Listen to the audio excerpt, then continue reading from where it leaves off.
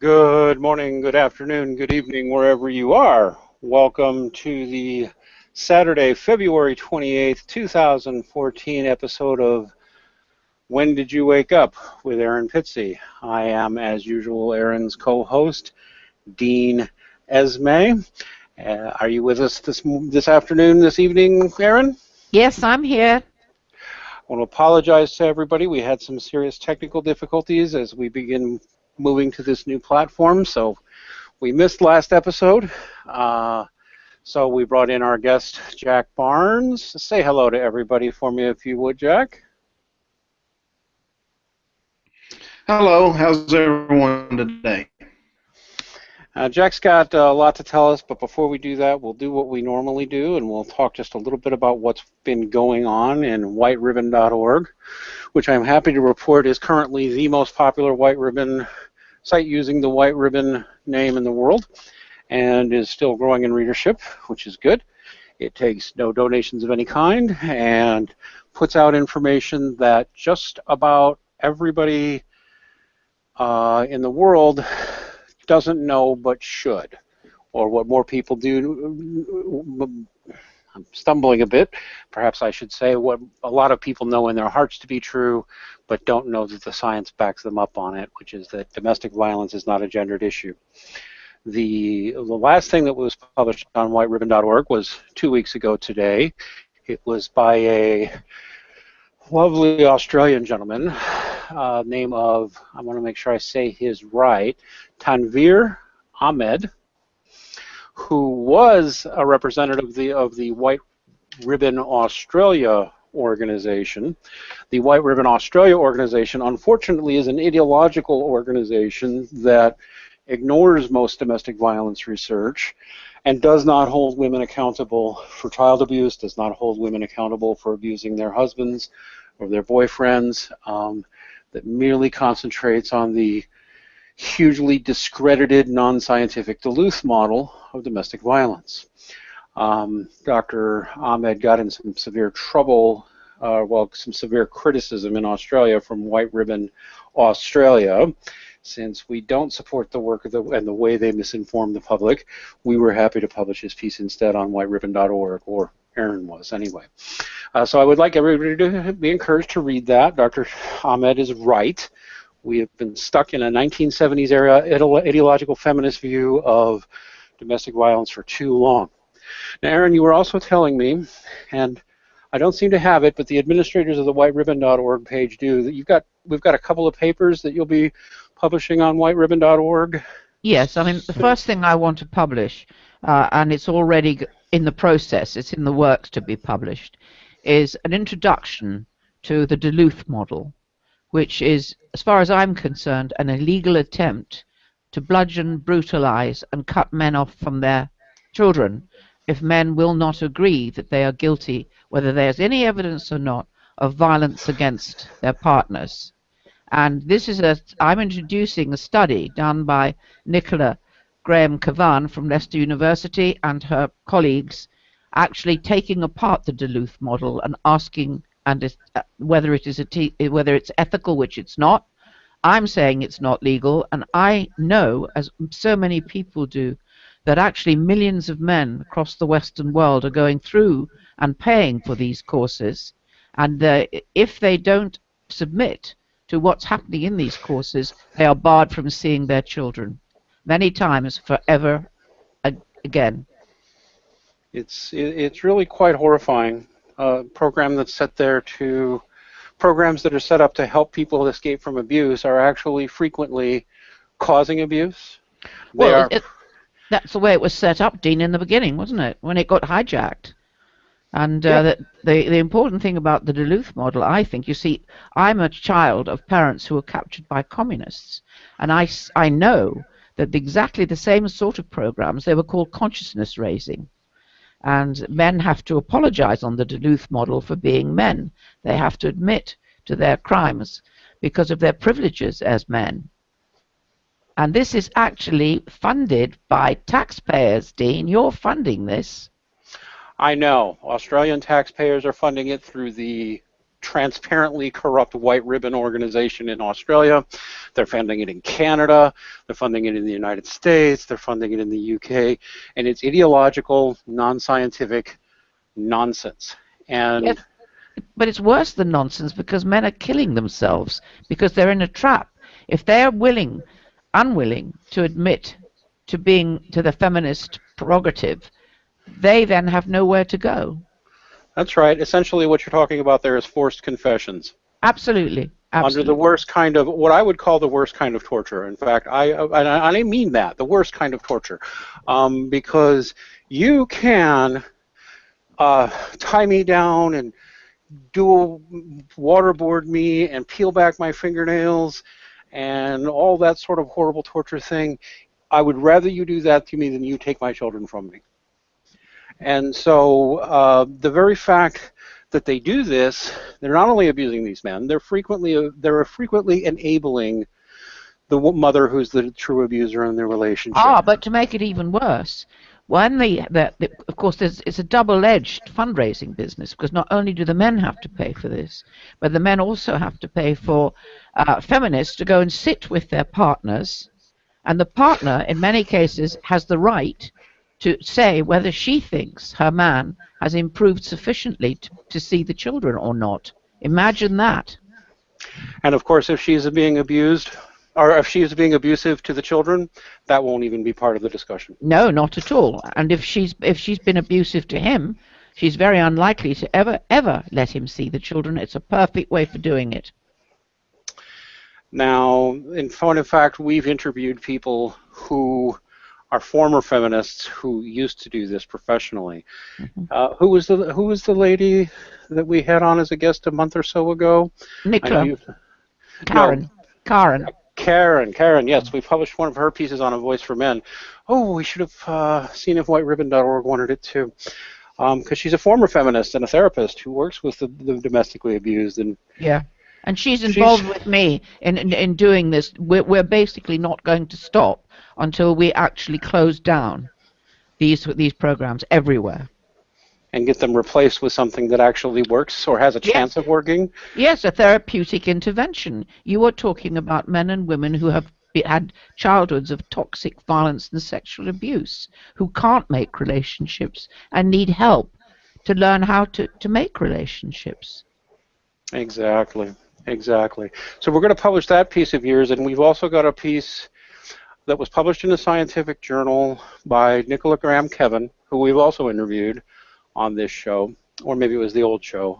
But it was the old show, yeah. But in any case, that was a peer-reviewed paper she published, and you've told me you've secured permissions for whiteribbon.org to republish that. So absolutely, everybody watch for that in the next couple of weeks. The whole notion that domestic violence is a gendered issue is going to start crumbling, folks. And those of you who've been around what we're doing on A Voice for Men, what Erin's doing on whiteribbon.org, and what the men's movement is doing in general, you're witness to what changing history, guys. You really are. So, and what do we get paid for it? Not a bloody thing. That's when you know you're working. Yeah, and they're very angry with us. Some multi-million-dollar organizations are very angry with us. Too bad. They're frauds. We're not. Yeah.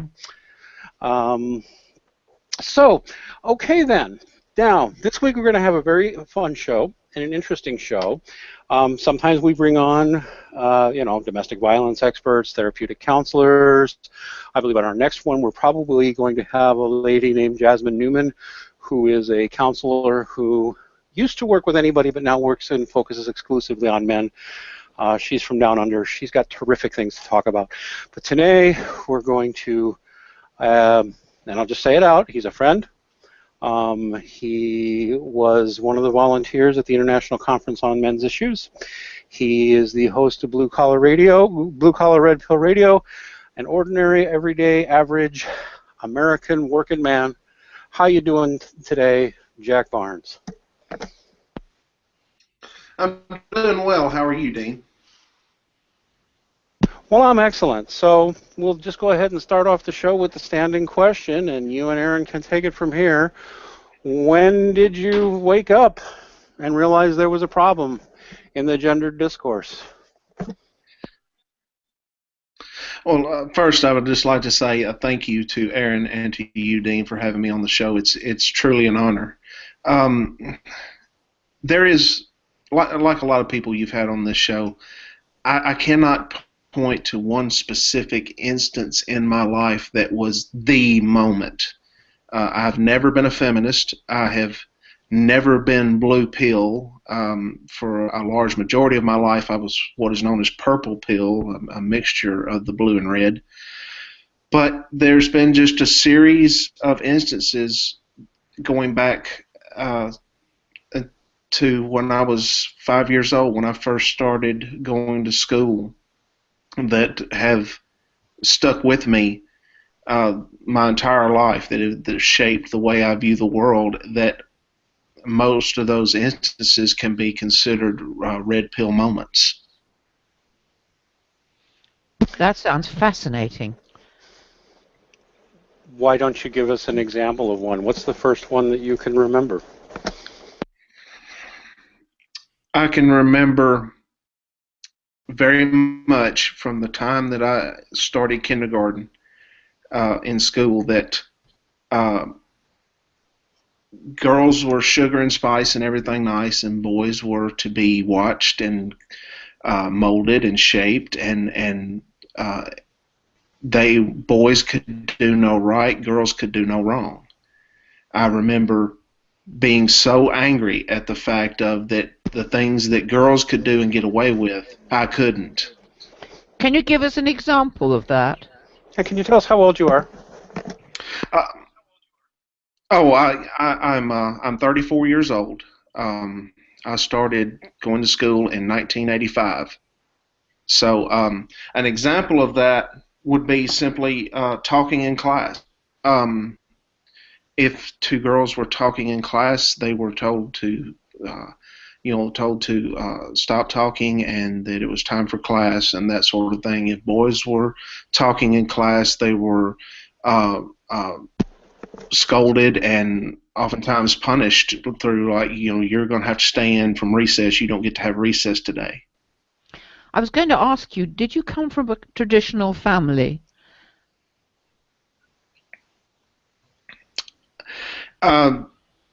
In the sense of my family is intact, yes. My mother and father are still married to this day, still together. Traditional, yes and no. My parents are very, I guess you could say, moderate. They have some traditional views, some non-traditional views.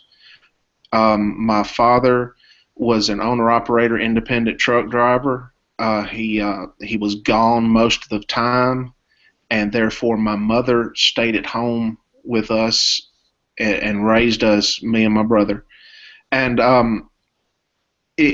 that was partly due to a decision by them that if they were going to bring children into this world, it was their job to raise them and bring them up and teach them right from wrong and morals and values and that sort of thing.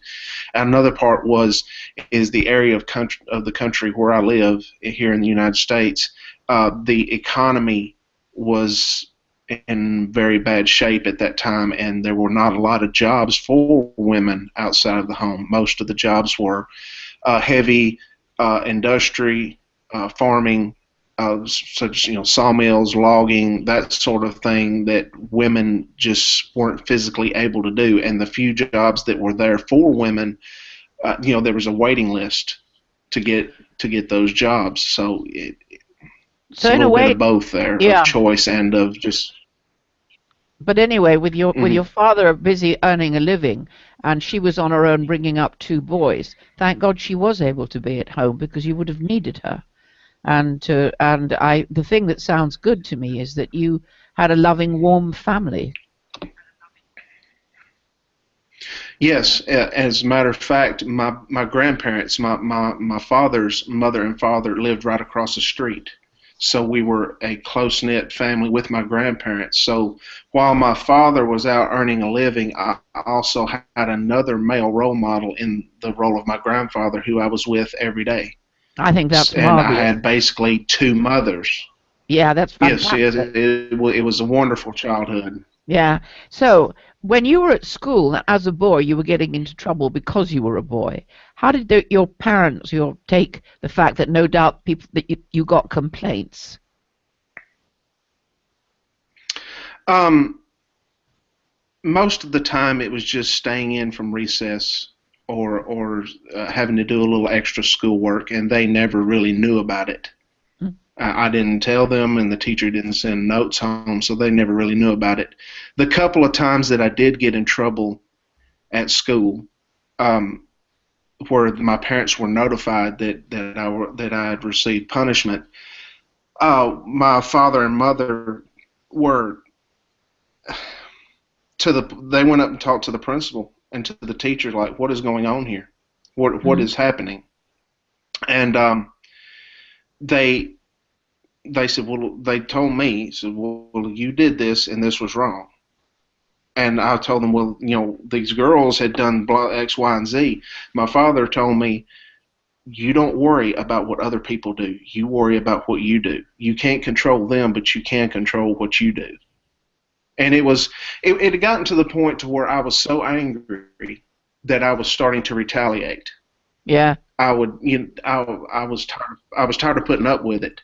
Now I didn't become violent in far as injure anyone, but I would tell these girls off and tell them what I thought.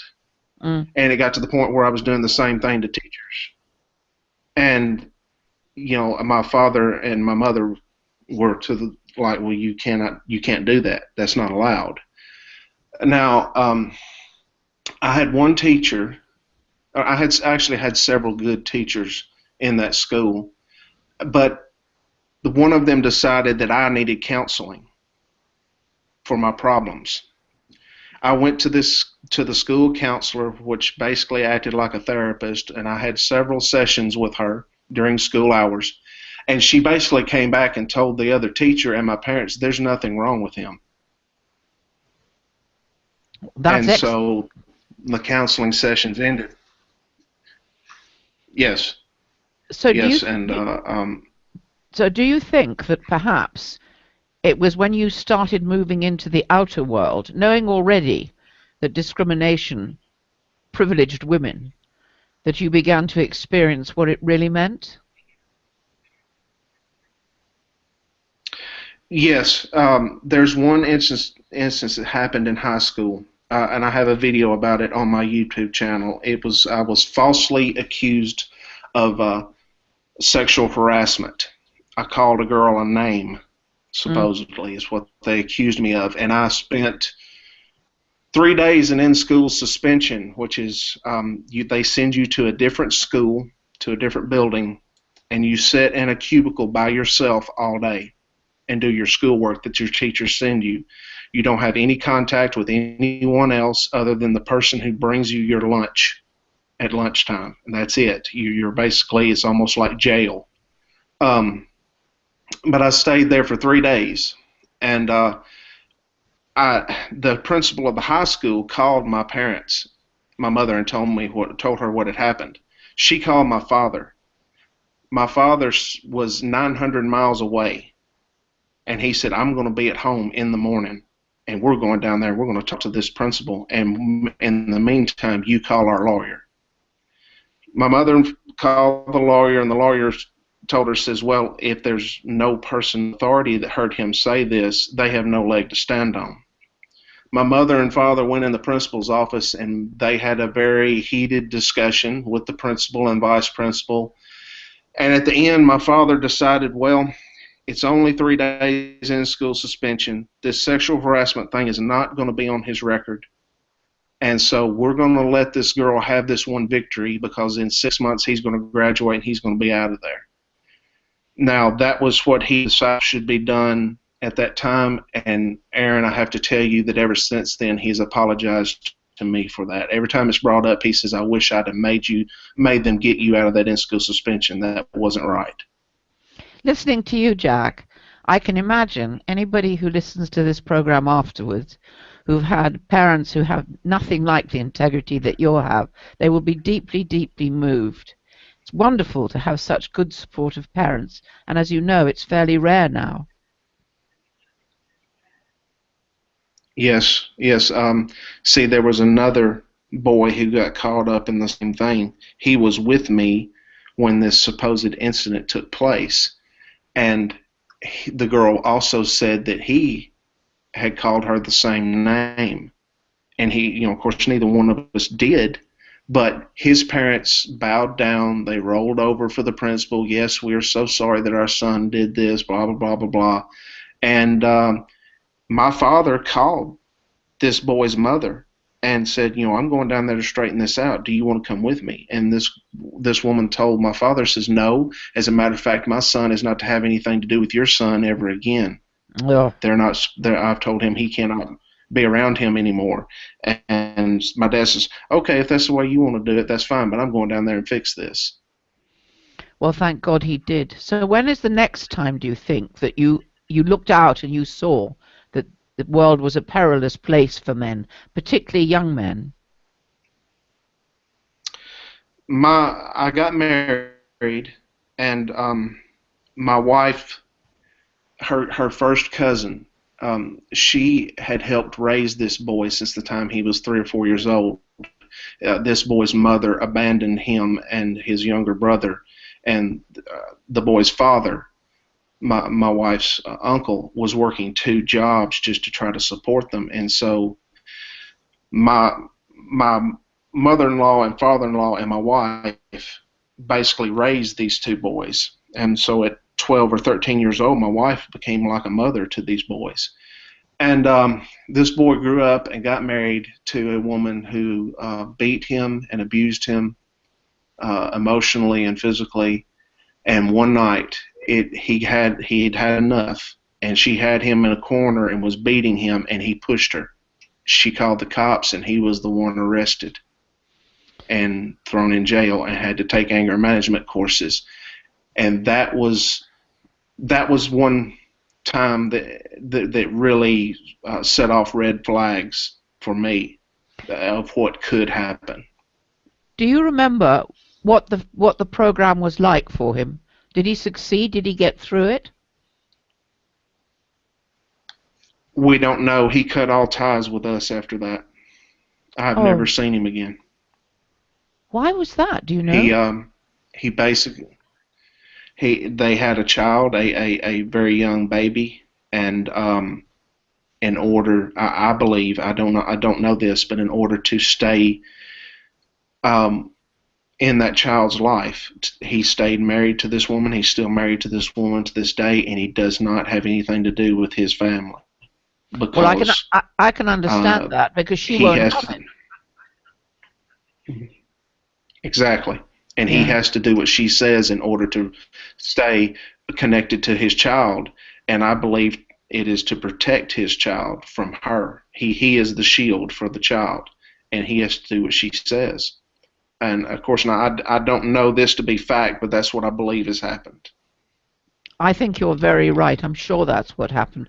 And you know that we were talking about the Duluth model before the program began, and I think if you watch out, it'll be on whiteribbon.org, and I believe that's the program that he was on, and that will be a deal that was cut between the program and his violent wife.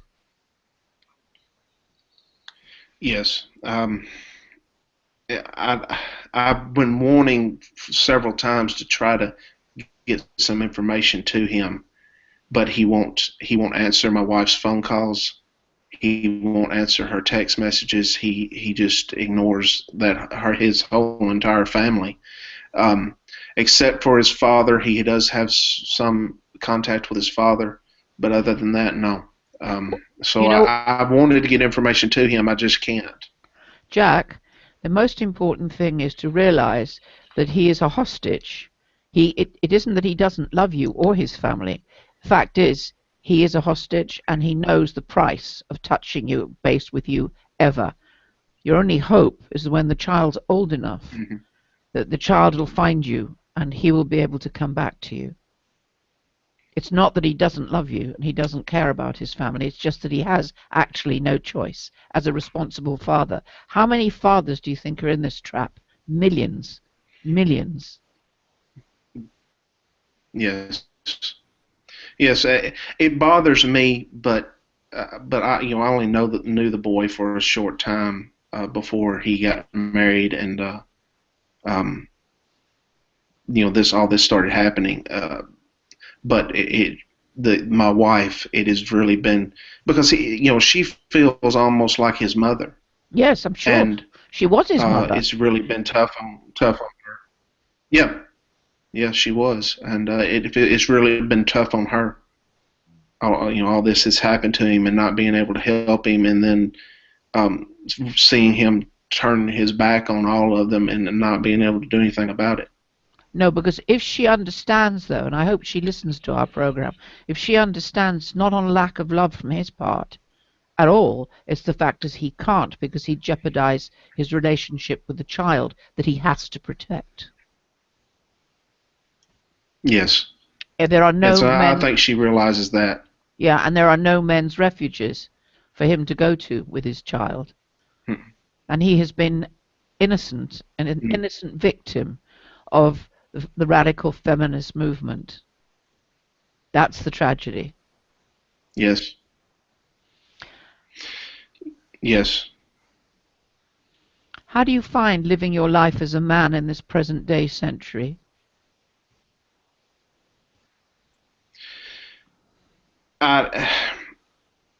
Honestly, for a long time before I became an MRA, it was I thought I was the only one that saw this. I thought I was the only one that realized what was going on. And it wasn't until I saw one of Karen Straughn's videos that I realized that there are other people out there who also see what is happening.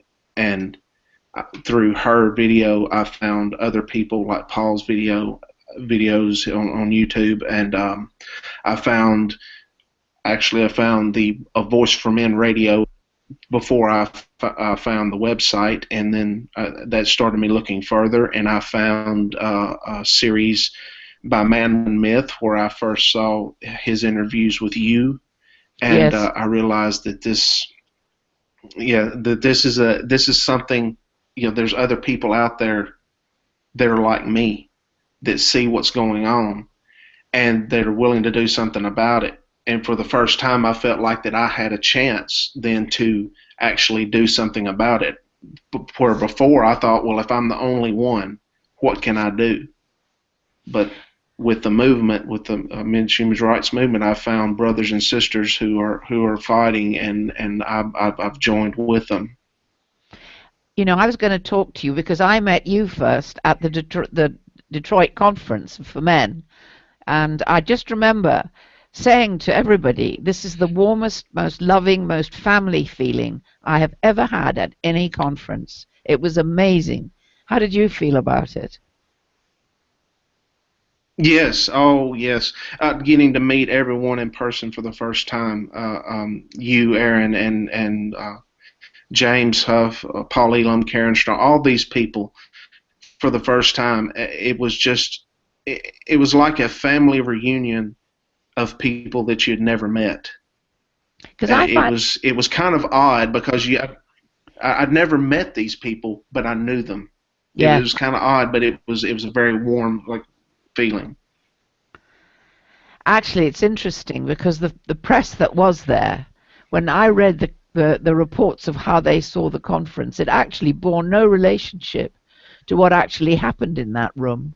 But then there's another side of me that can imagine that for people who haven't been through any of this that you've been through and we've all been through, to see the conference made some of them, because they were, in a way, they were the part of the establishment by being who they were. It made them hostile. Well, and also they were viewing it through their own emotional lens that they brought with them before they ever even got there. They wanted to see us as bitter, misogynist, as crybaby, whiny men, as whatever they wanted to label us, and they had that preconceived notion before they ever got there. And boy, did they get a surprise when they got there, and that's probably what created the hostility. Well, yep, that's probably part of it. Another part of it is that through that lens, they rejected what they didn't want to see, and they saw only what they wanted to. I think that's another part of the reason hostility is there. I've been thinking really a lot of the time about what it is that we could do to get the news across to people that domestic violence has never been a gender issue. It's been a huge fraudulent lie. And you have to be quite involved in the politics, don't you, of the history of the women's movement to actually understand what's really going on. Well, where I live, you say the word feminist, and a lot of people don't even know what a feminist is. And if they do, they think of the stereotypical bra burning, hairy legged, lesbian, that sort of thing. But you tell them that domestic violence is men beating on women, and they'll say, no, that's not true, because I know so and so over here, his wife shot and killed him. I know so and so over here that his wife beats him, or all this kind of stuff. People know that domestic violence is not a gendered issue, but what they do not realize is that the establishment, the people in positions of authority in the domestic violence industry, are painting this as a gendered issue. The people around here don't know that. They don't realize that. So it's a gap of you have the common knowledge of this, but these people in power, they don't know that, or they know it, but they're ideologically driven. They're driven. They're just greedy, wanting money, so they spin this narrative of it's just men beating on women, and that, or at least around where I live, that's the message that you've got to get across to people. So even where you live, are the police also contaminated with the feminist ideology? Yes, they are. But it's again, there's a gap there between the police departments and the citizenry. The citizenry does not realize the police departments have been trained in this way. Because when my wife's cousin was arrested, while they had him on the ground, they put the boots to him and sort of roughed him up a little bit before they took him to jail, because they thought he was his wife had called and said that this man's abusing me. Well, he must have been.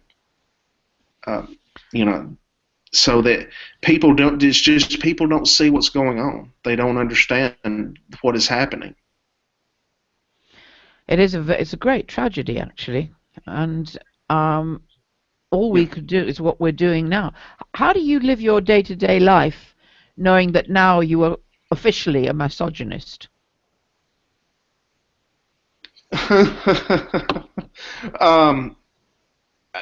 Really no different than what I lived it before, because honestly, when I talk to people about this stuff, they agree with me a lot of the time. They've all, as you've said before on your past shows, women know how women can be. Yeah. Well, a lot of men know how women can be as well, but it's just one of those. Like a saying that I've heard many times before, the emperor has no clothes. Everyone knows it, but everyone doesn't know that everyone else knows it. What do you think we can do? What do you think we can do to get the message out to a very broad audience?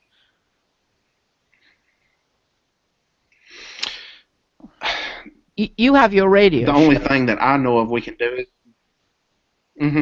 yes. The only thing I know of to do right now is to keep doing what we're doing and keep growing, and eventually one day we will have.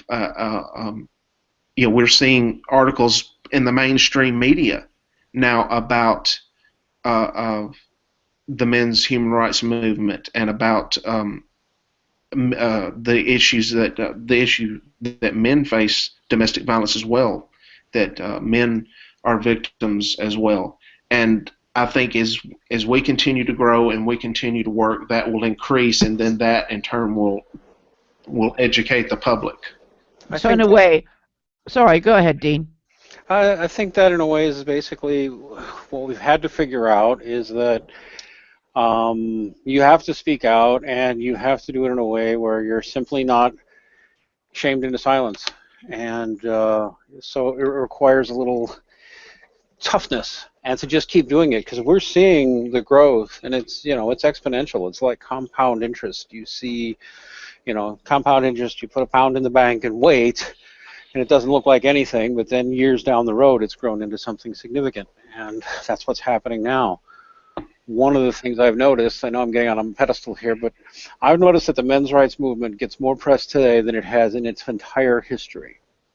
And feminists are on the defensive everywhere, and there's a reason.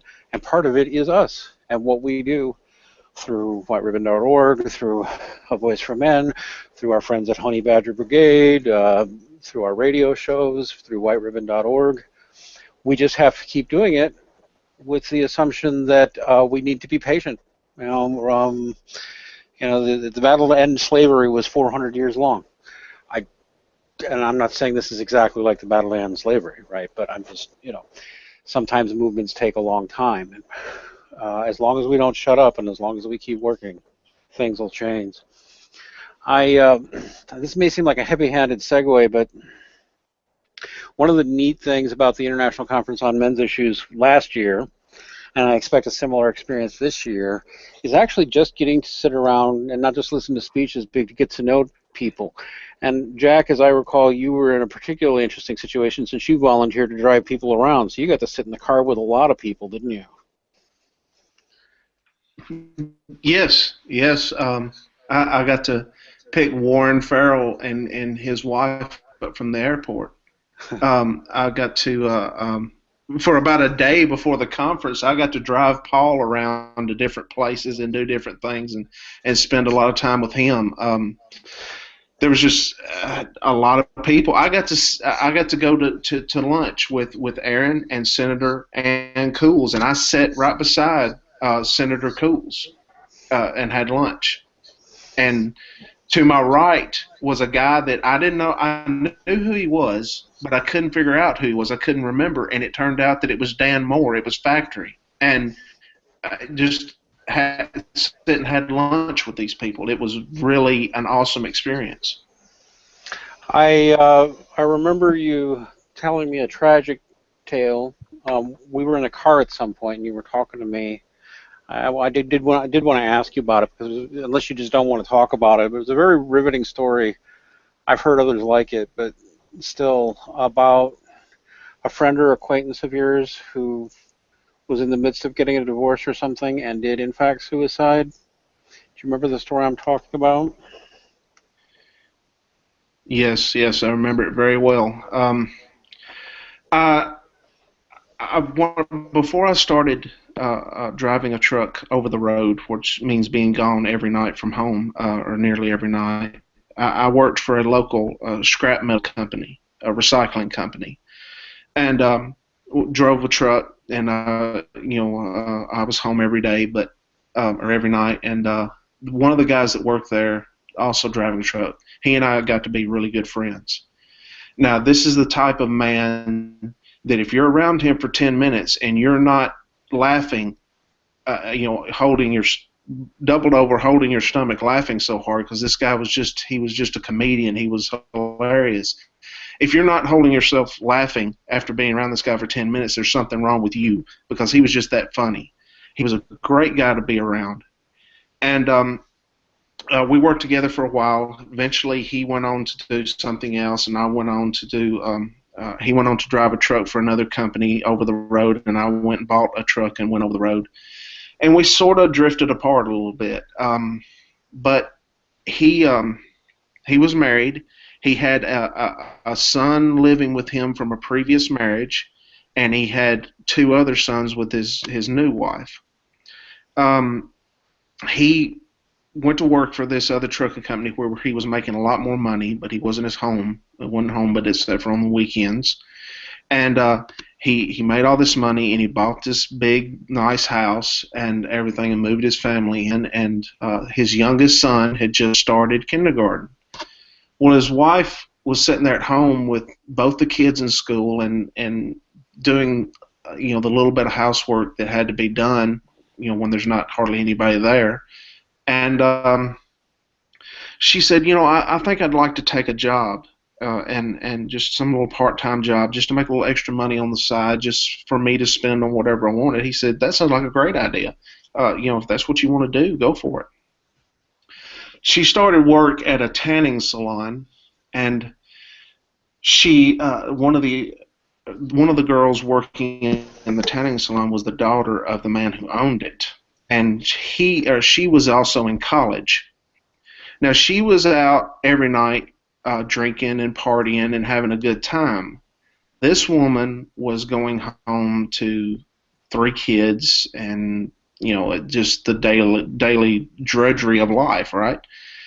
And she saw all the fun that she could be having if she didn't have that baggage.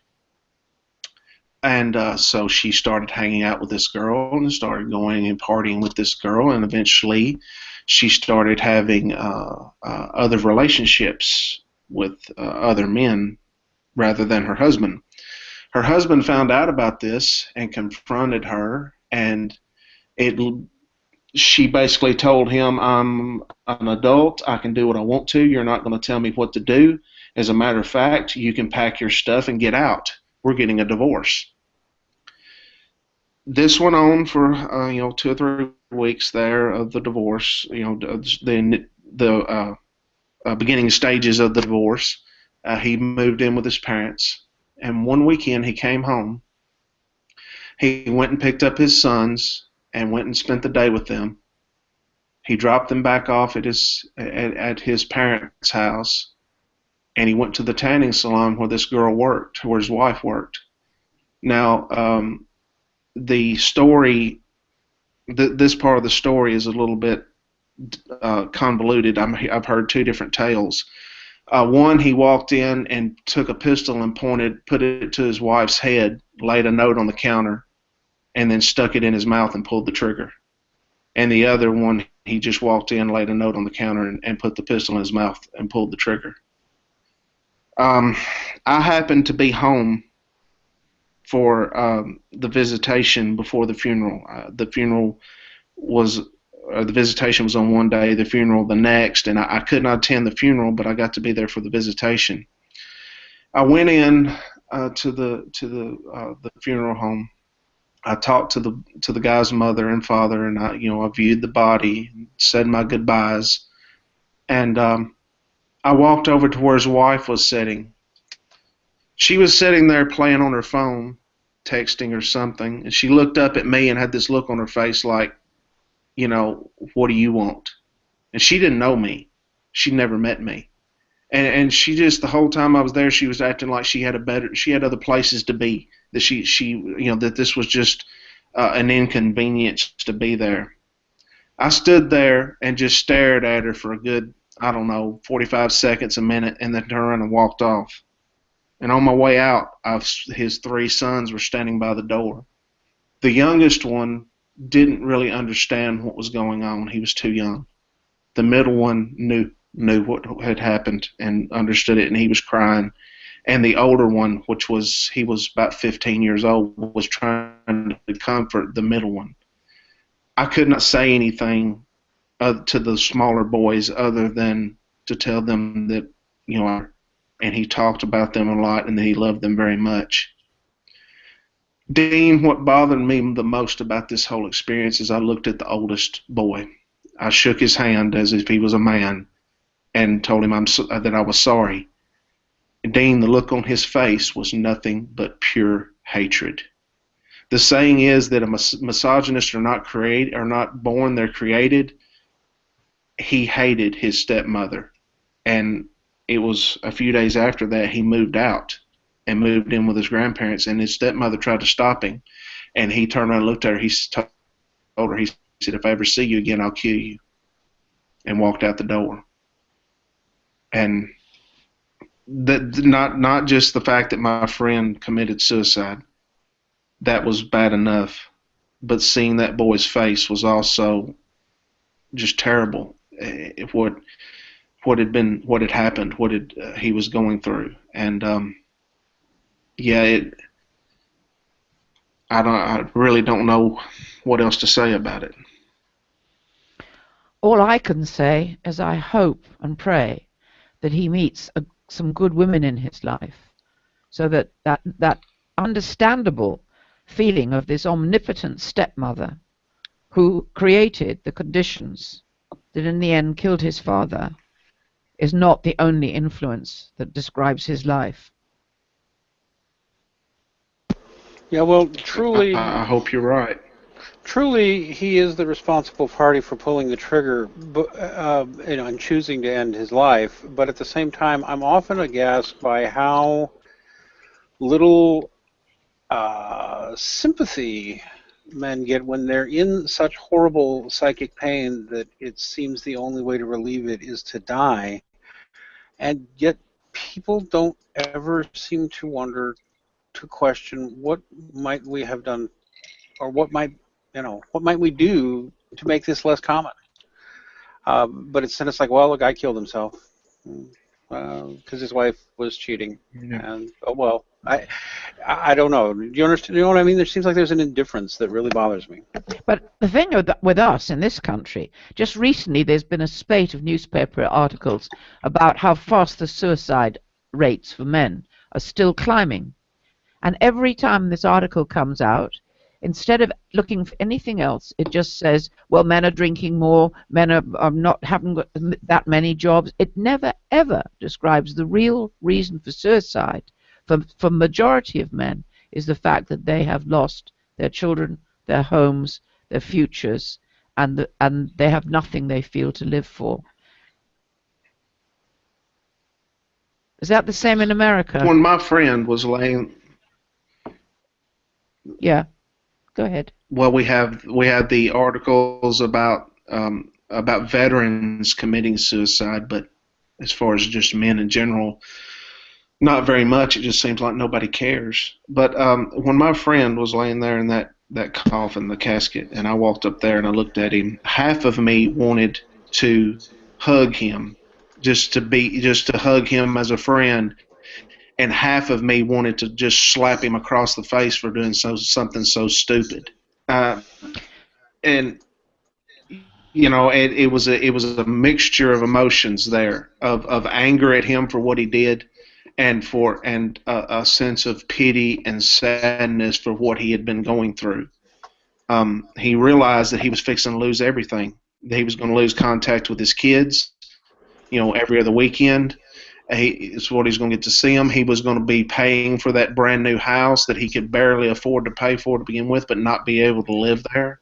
He was going to lose his wife. He was going to lose everything, and he just couldn't handle it. And that was not necessarily a red pill moment for me. Neither was how his wife acted, because I know how some women can be. I know that there are some women out there that are some of the most cold-hearted people that you could ever meet. I've never lived under this illusion that women can't be like that. But it just had it reinforced for me that there are those women out there. I knew they were, but I'd never been actually confronted with one until that day. Well, the truth of the matter is that they are out there, just as men can be equally evil. The real problem of it all, it goes back to generational family violence. So whatever happened to that woman who was so cold and so bitter and so unable to prioritize the fact that she had children, let alone, if you love your children, you don't go out dancing with other men. You simply don't. And the problem we have is educating the public into understanding that men are human, men bleed. There's a kind of strange feeling that I come across, which is that whatever happens to men, it doesn't really matter, because now, with women so firmly in the saddle, men are redundant. They've certainly been made redundant. I mean, the political attitude towards family life is that the family is now women and children. Yeah. I don't know that I would say that also male suicides are prompted by this thing, but nobody I would disagree. I think that a man going through a divorce, that's a huge sign right there. That's a huge risk factor for suicide right there. And then I would be willing to bet that the majority of male suicides, though, are somehow family related, somehow related to losing a job, losing a home, losing all hope in life. And there's no faster way of doing it, that's for sure, than being abused by the family court system. And it's got to be changed. I mean, mothers, do you have sons that you care about? Do you have brothers that you care about? At some point, we should be asking these questions. It's a huge mountain to climb because the octopus tentacles, if you like, of this movement that has set itself up to claim that men are virtually the originators of all problems in our society, and that if we exempt men from any human contact, the world will be a far, far better place.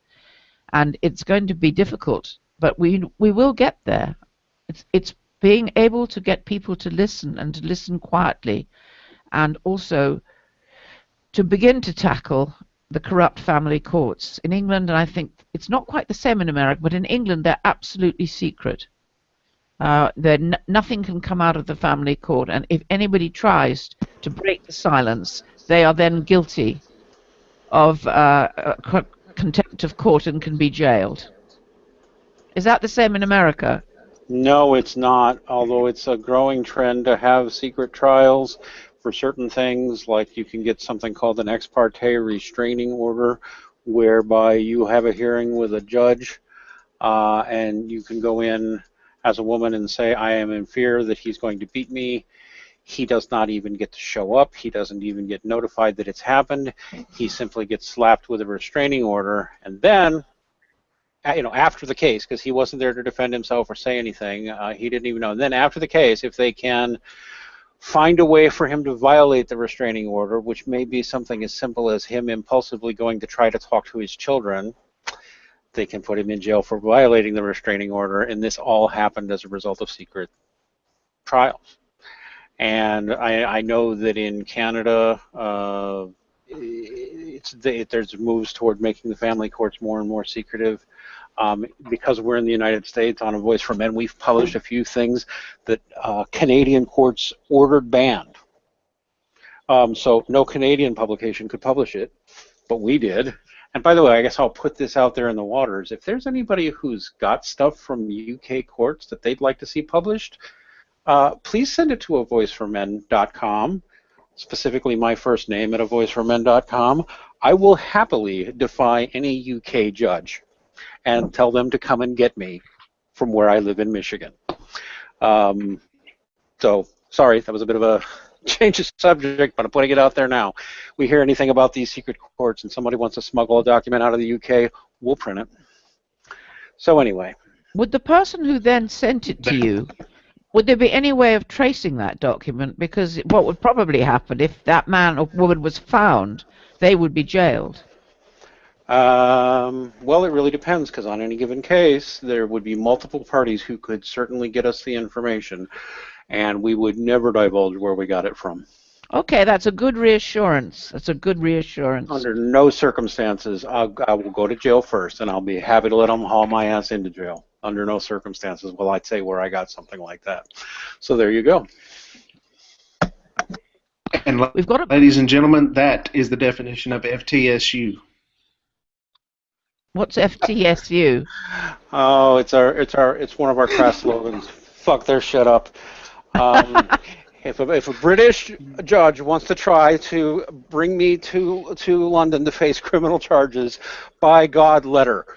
And I'll say no, and she can kiss my Yankee butt. So there. So now we've gone just a little far afield, and we are fairly near, but the offer is sincere. But do you guys have any final thoughts for us? We're near our end here. My final thought is... So, go ahead. Go ahead. I'm sorry. Go ahead, Erin. Go ahead. Well, I was just going to say thank you for having me on your show, Erin. It's been a pleasure and an honor. It was an honor to meet you. You're a woman who has been there, done that, and got the T-shirt is kind of a saying we have here. You know, all your work you've done before I was born. You were fighting for my rights and fighting for me as a man before I was born, and I can't thank you enough for that. And it breaks my heart all you have been through, all the feminists have done to you, but it also at the same time you're a role model. You're one of my heroes, and I know that's kind of corny, but it's the truth. It's the truth. Thank you. I'm very glad. It's so sweet of you. And I must say, I come to Servierville very regularly in Tennessee because my sister lives there. And you have a beautiful, beautiful area. And I think of you. When I first met you and I got down to Servierville, I thought about you up in near Memphis and thought, wow, I'm going to one day catch up with him. And here we are. Isn't that marvelous? It is. I look forward to meeting you again. I hope that you can make it to the next conference, and I would love to be able to sit down and talk to you again. Even if I can't, I'll be with you in spirit and on Skype.